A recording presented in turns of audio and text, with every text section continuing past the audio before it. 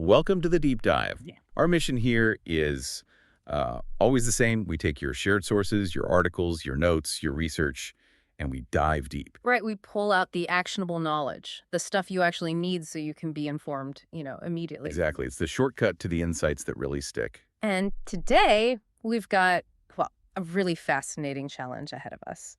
We're looking at a business venture that, by any traditional measure, should have just failed on day one. Hmm. We are diving into the success story of Dana Wu and her project, the Zero Ingredient Cookbook. A cookbook that is, and this is not a joke, literally blank.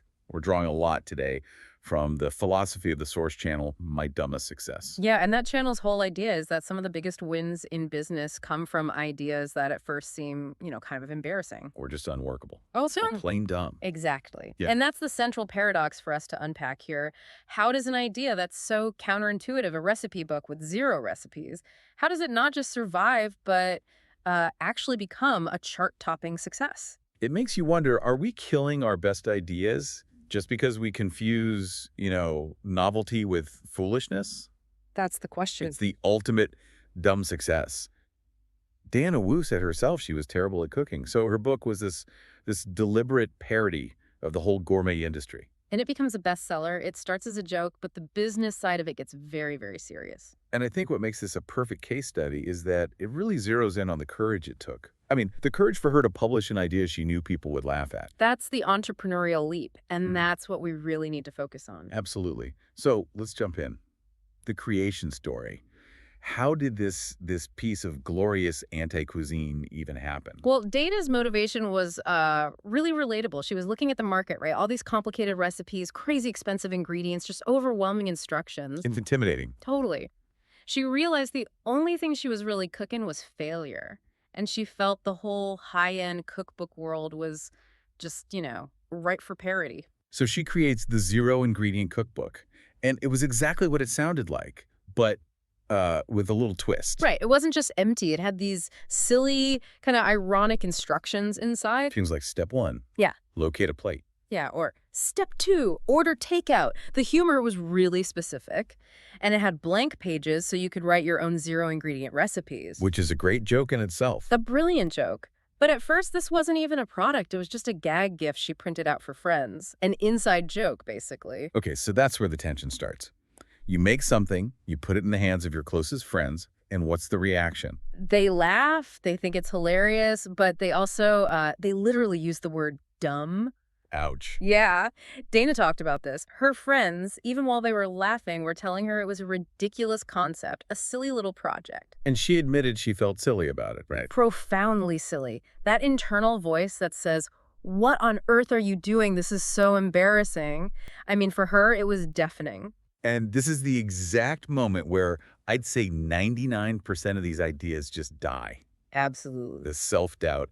And then you get that external confirmation that, yeah, your idea is kind of stupid. It's usually enough to just, kill the project. But that's not what happened here. And the reason she pushed through is really the crucial turning point. Because despite all that, something else was happening. Okay. People kept asking for copies. The friends who were laughing were asking for more to give to their friends. Oh, interesting. So the idea had legs. It wasn't just funny in a vacuum. It was shareable. It was shareable. It was becoming conversation fuel. That organic, unsolicited demand was the external validation she needed to just push past her own hesitation. So she just decided, why not? Pretty much. If people are willing to pay a few bucks for a gag gift with blank pages, why not give it a shot? But going from printing a few copies for friends to actually self-publishing, that's a huge leap. You're taking a joke and now you have to treat it like a serious business. And that's where the real resistance begins. Yeah, because suddenly you're up against the entire publishing world, an industry that wants, content, utility. Right. And what's fascinating is that the absurdity of the book didn't protect her from criticism. It actually invited a really specific kind of mockery. What were the critics saying when they realized it wasn't just an inside joke? Well, there were two main types of criticism. The first was just mocking it, calling it the laziest book ever published, that kind of thing. Okay. Predictable? But the second one was, I think, more damaging. It came from people who just didn't get the joke at all. So they thought it was a scam. Exactly. They saw a cookbook with no recipes and left these scathing reviews online saying they'd been cheated or the product was literally pointless. For a humor project, having people miss the joke that's gotta be tough. It's deadly. But that was only half the battle. The logistical resistance, the actual operational grind would have been enough to sink most people. Talk about that. What did that look like? The sources detail it pretty well. Just think about trying to convince a small bookstore to stock your product. They have, what, a few feet of shelf space? And they want something that will sell. Something with a known author or a clear purpose. Right. And Dana had to walk into these meetings and pitch a book that literally did nothing. I'm just picturing that conversation. Hi, I have a cookbook. Great. It has no ingredients. Okay. And the pages are blank. No, it's not a misprint. It's an impossible sell. And that skepticism just led to rejection after rejection? Which means she couldn't rely on normal distribution. Not at all. The entire burden of marketing fell on her. She was the fulfillment center, the marketer, the customer service agent, everything. We love to talk about the viral success, but we forget about this period, the pre-viral grind. The unglamorous work. Yeah, figuring out printing, shipping, and all the while reading these one-star reviews that are just chipping away at your soul. That's the emotional toll. Dana admitted she had intense imposter syndrome during this time. Industry pros are laughing at you, you're questioning if the joke has gone too far. She wanted to give up. So what kept her going? What was the anchor in all of that? It was the positive feedback, but not just, great book. It was really specific. Fans were sending her pictures of the book being used How so? at parties as gifts for friends who hated cooking.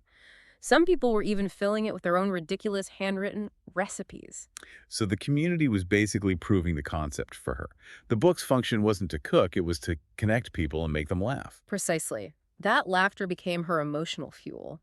It proved the joke was resonating with a real audience, even if the gatekeepers didn't get it. So she's grinding, shipping boxes, dealing with critics, and then everything changes. Let's talk about that viral tipping point. It was sudden, a perfect storm of luck and being ready for it. The big turning point was when a really popular comedian found the book. I loved it.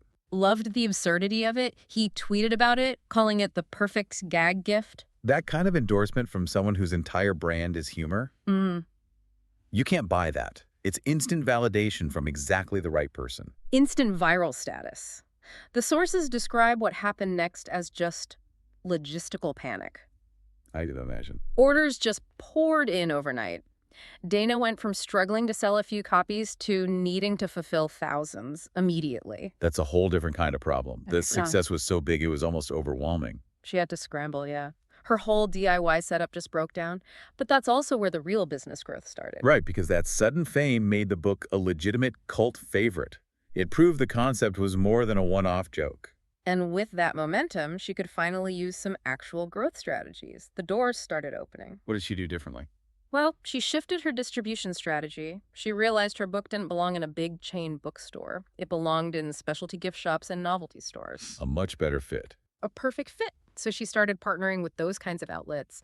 She even did book signings that were more like comedy events, got featured on daytime TV. All that media exposure that was totally out of reach before. Totally. And the final measure of success is the actual data. The zero-ingredient cookbook became a bestseller in the humor category, a very competitive category. It's just incredible. It achieved the same status as these huge, well-distributed publications, all while being a blank book. It really proves that, utility isn't the only measure of value. The value here was the humor, the shared experience. And Dana said the real reward wasn't even the money. It was seeing people laugh and share this silly idea that she almost gave up on. That joy was the ultimate vindication for all that doubt and all those negative reviews. Okay, so we've walked through the whole journey from a gag gift in a garage to a national bestseller. We have to synthesize this. What's the practical wisdom here for the listener? I think if you really look at the mechanics, Dana's own advice is the core of it. She said, don't be afraid to make people laugh. The world is just saturated with ideas trying to be serious or efficient or optimized. An idea that's purely and openly silly. That's the thing that cuts through the noise. It's almost a counter strategy to how we're taught to think about business. We're told to iterate and refine and make our ideas more serious when maybe the absurdity is the actual advantage.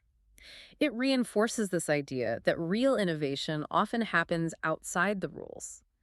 Who would have guessed the fastest way to get a best-selling cookbook was to publish no recipes? She broke every norm. And that willingness to chase a crazy idea gave her the courage to get through the grind that followed. I think so. It's a powerful lesson in trusting your own sense of what's funny, even when the market tells you it's stupid, because sometimes the market just underestimates the value of a good laugh.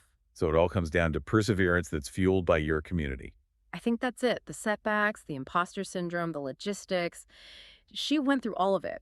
But the positive response from that small group of fans proved the concept was sound. It gave her the energy to keep going. You find the people who get the joke. And you let them be your engine. Don't worry about the gatekeepers. Focus on the people you're trying to make laugh. Well, that brings us to the end of this deep dive. We've seen how Dana Wu took a satirical blank book and turned it into a national bestseller, all driven by humor and just sheer will. And the lesson from the source material for you, the learner, is pretty clear. Take a hard look at those ideas you've dismissed as too silly or too dumb. They often have the lowest barrier to entry and maybe the highest potential for real, surprising success. Before we go, here's a final thought to leave you with. Dana Wu found the strength to push through the ridicule because her internal joke found an external audience.